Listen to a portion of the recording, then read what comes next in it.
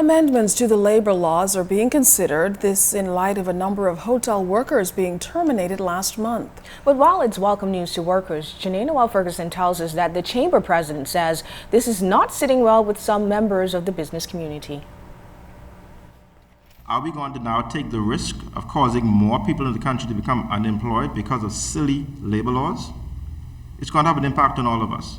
Edison Sumner, president and CEO of the Bahamas Chamber of Commerce, says the business community rejects the expected amendment to the labor laws that will impose criminal liability upon employers for failing to inform government of redundancies for 10 or more persons and remove the 12-year cap on employee severance pay.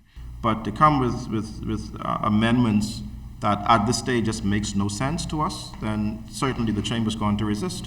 The private sector business community is going to resist. And until we find reasonable approach to this, then I think you're going to have a standoff between the private sector employers, the labor unions, and the government over this matter.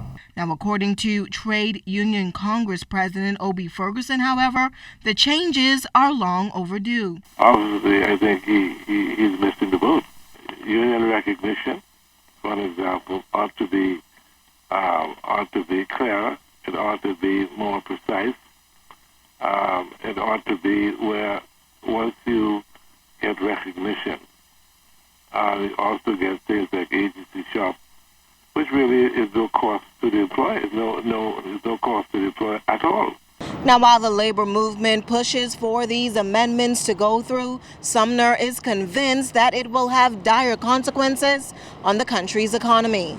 If businesses fail and they have to terminate staff in the process, then the unions will fail because they will have fewer and fewer unionized people, workers to have in their unions. Pushing back, the TUC president Ferguson said that it's the chamber that's being unreasonable without realizing that human capital is the most important resource. It seems to me whenever there is a move to advance a case for Bahamian workers in this country, everybody seems to have some difficulty with it.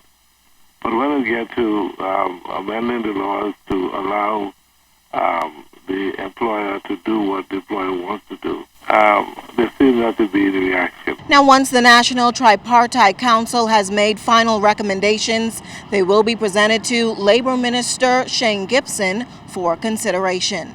Janae Noel Ferguson, ZNES Network News.